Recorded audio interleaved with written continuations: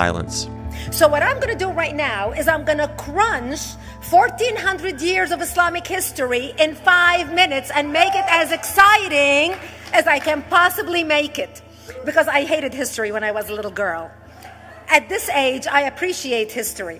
And now I understand why they say those who don't learn from history are doomed to repeat it. In order for you to understand why Western civilization is very different than the Islamic world, you need to understand the history of Islam. When Prophet Muhammad supposedly revealed his revelation from the angel Gabriel that he is supposed to be the last of the prophets in the early 600s, he started preaching in his own city, Mecca. He tried to recruit friends and followers to be able to spread his religion. And he tried for 12 years and failed. And after 12 years, he was only able to recruit his immediate family and friends. So he decided, if I go to Medina, which was the Jewish hub of Arabia, the business hub where the Jews lived, if I go there and preach my religion to them, if they accept me, that will buy me respect and stature between my own people, and they will accept me. So Prophet Muhammad started borrowing a lot from the Old Testament to make his religion more palpable to the Jews, to make it a lot similar. This is why you see a lot of similarities between Judaism and Islam. For example, Jews don't eat pigs, Muslims don't eat pigs. Jews pray a few times a day, Muslims pray a few times a day. Jews fast on Yom Kippur, Muslims fast on Ramadan.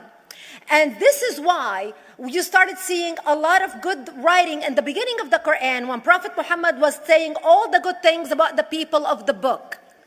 He took his message and went to Medina trying to recruit the Jews, talking about the people of the book, talking about how similar the two religions are. When they refused to accept him and follow him as the last of the prophet, that's when he turned against them and started killing them and started expelling them. That's when Islam went from a spiritual movement for the first 12 years of Islam into a political movement cloaked in religion after the year of the Hijrah, after Muhammad went to Medina and the Jews did not accept him. He became a military warrior and declared war on them and started expelling them. Jews and Christians became dhimmi, or second-class citizens. They were only allowed to stay alive and not be killed only by paying the jizya or the protection tax. So they had a choice: convert to Islam, or if you want to stay alive, you have to pay the jizya or protection tax, living as dhimmi in the Islamic nation. Christians and Jews could not ring church bells. Jews could not blow the shofar. Christians could not ring church bells. They could not pray publicly. Christians and Jews could not gather together and build new churches or new temples. And the way they paid the jizya or the protection tax was in a monthly ceremony where they would get together downtown and the Jew would kneel on his knee and hand his goods to the mullah, who would take the goods as the price for buying the protection. And in many areas, Jews and Christians were given necklaces to wear as a receipt that they paid their jizya or their protection tax. Jews considered najis under Islam. Najis is bodily fluid. Najis is garbage. Najis is dogs. Najis is dirty. So Christians and Jews were treated as second-class citizens. Islam continued to grow. As Islam grew, more people became dhimmi or second-class citizens. Jews and Christians were given identifiable clothing. The yellow star, which was given to the Jews that most people think is a German invention. It was actually an Islamic invention in the 9th century in Iraq by the second Khalif al-Mutawakkil of Iraq, who invented the yellow star for the Jews to be identified as they walked down the street. Because Jews were considered najis, if a Muslim man or a Jew walked on the same side of the street, the Jew had to cross the other side so the Muslim man can walk, so he's not dirtied by the filth of the Jew.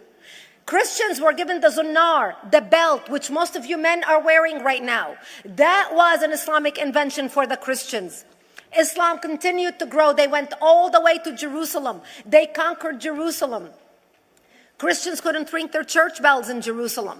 The Pope in Rome in 1090 told the Christians, how could you sit idly by and allow your brethren to be suffer like this in the Holy Land? You need to go liberate the Christians. You need to go help the Christians. That's why the Crusaders were launched. The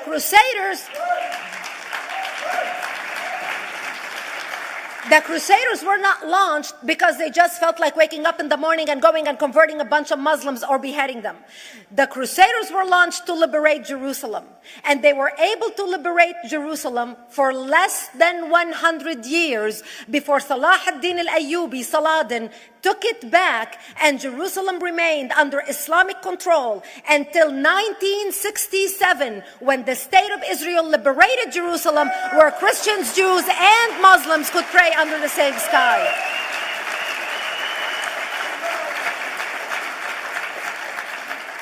The Crusaders continued fighting Islam, and for 300 years they tried and failed. And by the 1300s, the Crusaders disappeared because they could not win against Islam. Islam continued to expand. They went all the way to Central Europe. They went all the way to China. They went to India. They conquered Spain. They changed the name of Spain from Spain to Andalusia.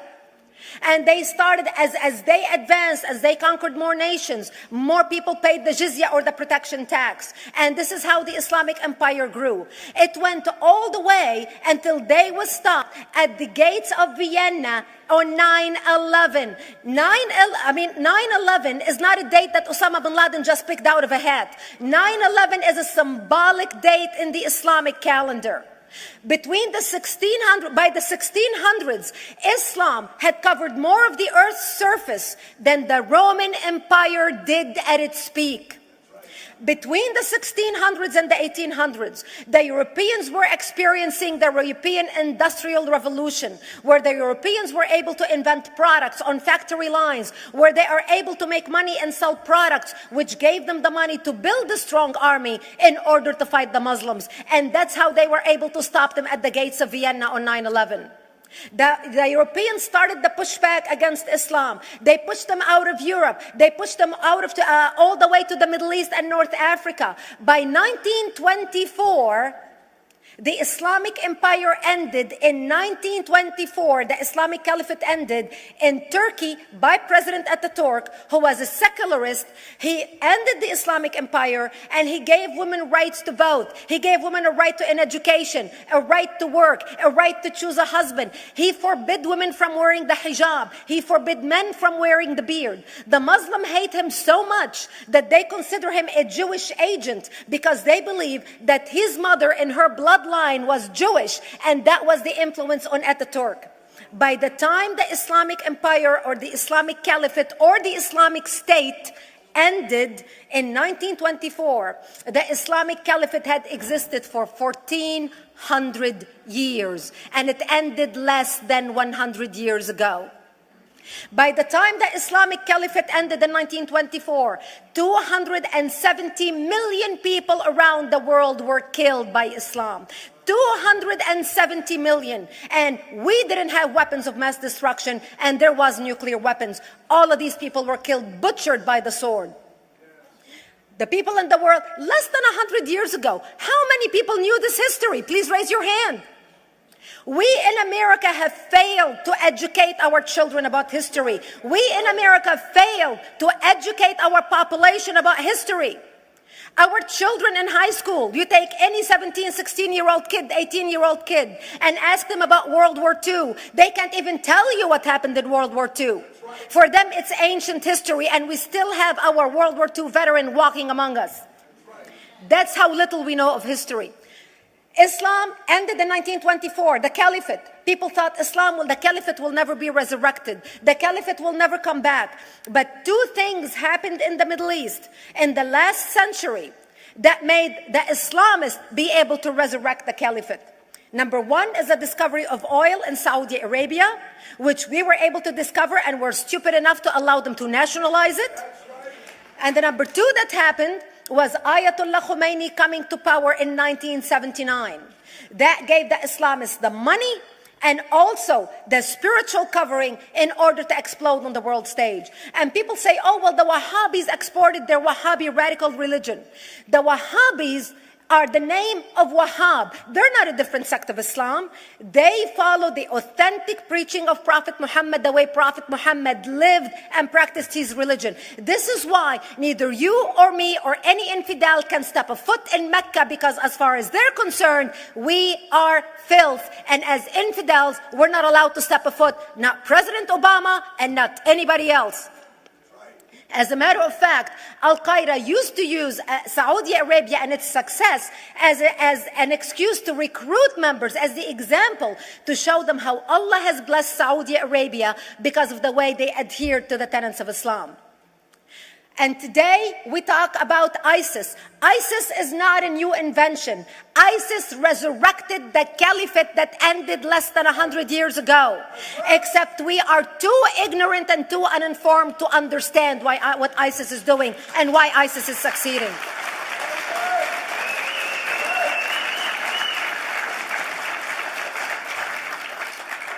Two things you need to understand about Islam and the principles of war in Islam. One is the law of taqiyya, which means lying and deception. It means that a Muslim man can lay his hand on the Quran and swear that he is telling the truth, knowing that he is lying, but also knowing that the Quran will forgive him because he is advancing the cause of Islam. The second thing you need to know about is that the Treaty of Al-Hudaybiyah, which is an Islamic principle of war and a model on how to deceive your enemy when you have to sign peace treaties with your enemy. And it is based on an example by Prophet Muhammad. Prophet Muhammad was attacking the Meccans and their caravans when he was living in Medina. One day he attacked them because this is how he got the goodies. He would attack them, rob them, and spread the goodies among his men. And this is how he was able to recruit, because this is how people made money without working. And so he attacked the Meccan caravans. When he realized he's not able to defeat the Meccans in that city of Al-Hudaybiyah, in that place, he signed a 10-year treaty with them. Does that sound familiar? Yes. A 10-year treaty with them that says he will not attack them, he will have peace with them, he will not declare war on them.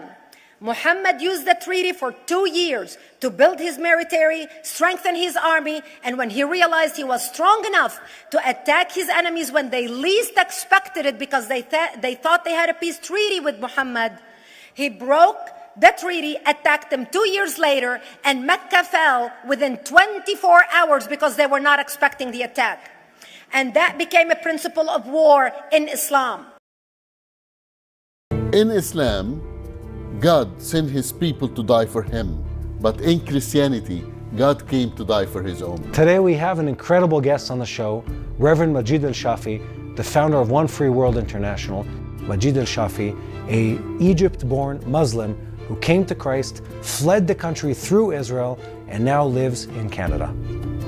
He's an advocate of human rights and an incredible person whose story is featured in a new episode of the October 7th Project created by Dan Gordon on TBN.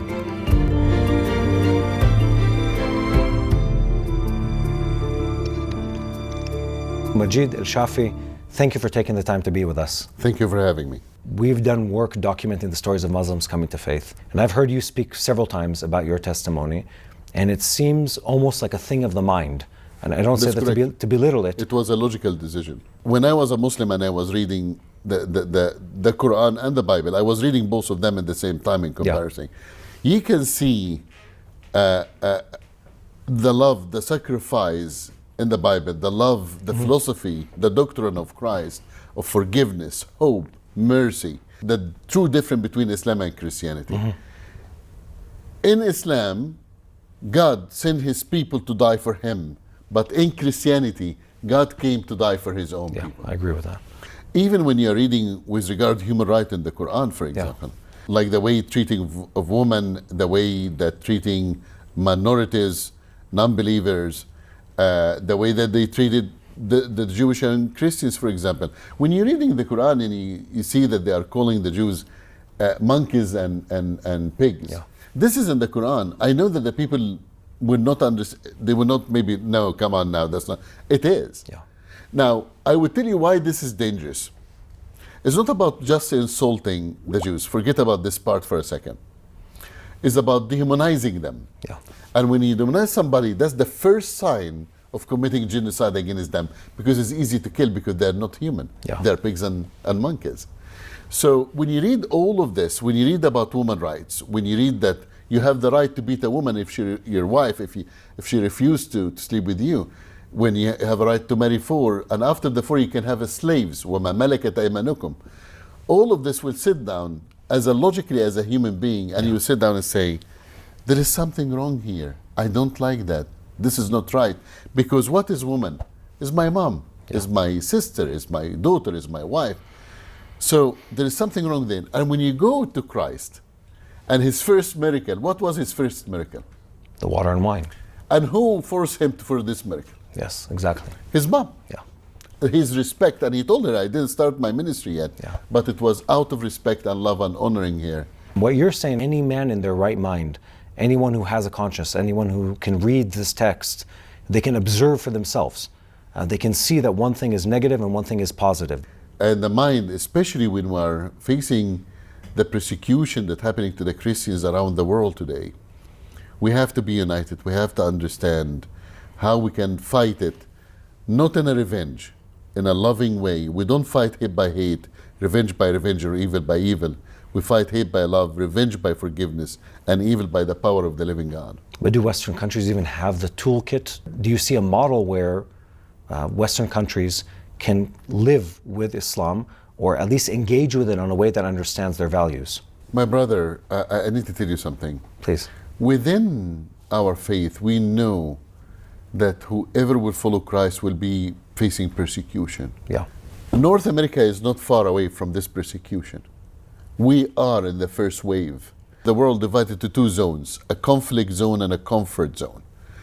And the comfort zone was North America, Europe, Australia, And the conflict zone, where is the persecution, where there is 186,000 Christians being killed every year, over 168,000 Christians being killed every year, between 200 to 300 million persecuted Christians in our world today. Yeah. We have to remember one very important fact. This is the first wave of persecution. North America will face persecution. Mm-hmm.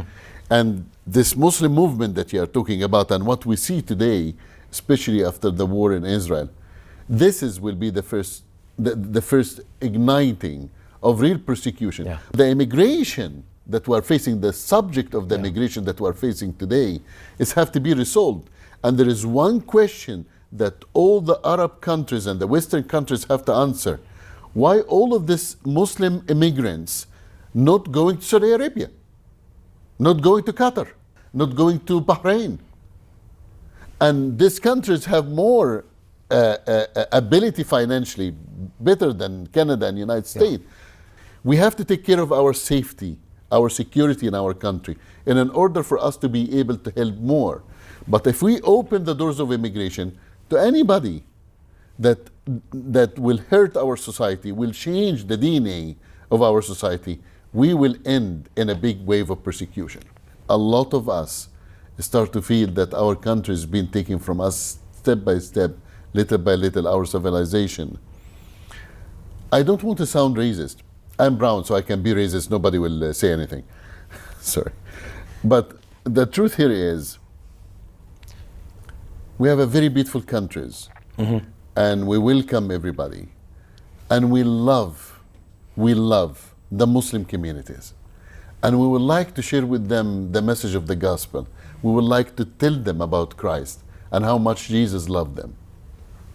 The issue here is, if you ever try to cross the line, if you ever try to use the hatred, abusing women, even hurting the LGBT community, hurting the minorities, taking away from how we educate our kids in the school, enforce false education in our kids under the name of equality or human right, we will stand against you. And I need to tell you something. I've been in prison before, and I will be in prison again, just to stand against evil. And by the way, the Canadian jail is like 5-star hotel comparison to the Egyptian prison. That's all. I like the term. I'm going to use that in the future. The comfort and the conflict. The West shapes its worldview because we live a life of comfort, and this is Israel included up to October 7th. We had no choice in Israel. You have to fight for what you know is right. And I think the West is sort of reluctant. You look at the life of Christianity outside of the West. They consistently suffer under the hand of Islam and other religions. Why is the West struggling to see that? Why do people struggle to act on it? Why do they struggle to point out the true evil that exists there? It's a choice above all. You have to know ignorance is a choice. When I had to choose who I would become, which Lord I would follow, it was my choice. Yeah. But you need to understand that Christian, we have something very important quality that we see it as well in Israel. You don't know how strong we are until you throw us in hot water. Yeah. What's happened on October 7, one of the newspaper, the Jerusalem Post, did an interview, and in the interview I said in the end of the interview, I would like to have a thank you letter to Hamas. And the reporter was like, what? I was like, I would like to thank Hamas. She was like, for what? I told her, for waking us up. Yeah. For showing us how much anti-Semitism we have in our Western society, to show us how ugly is the face of terrorism, to show us and to unite us, show us how strong is the Jewish people when they are under attack, they ignited, they become united. The truth here is, every persecution that we face will make us more stronger, will make us more powerful. Believe me when I tell you, even when they try, God will always interfere to protect us and will come out of the fire with much stronger will and desire. I agree 100%. I think you say this beautifully. We're reminded that following Christ is carrying the cross. It's an act of suffering and unpleasantness. And at the same time that Hamas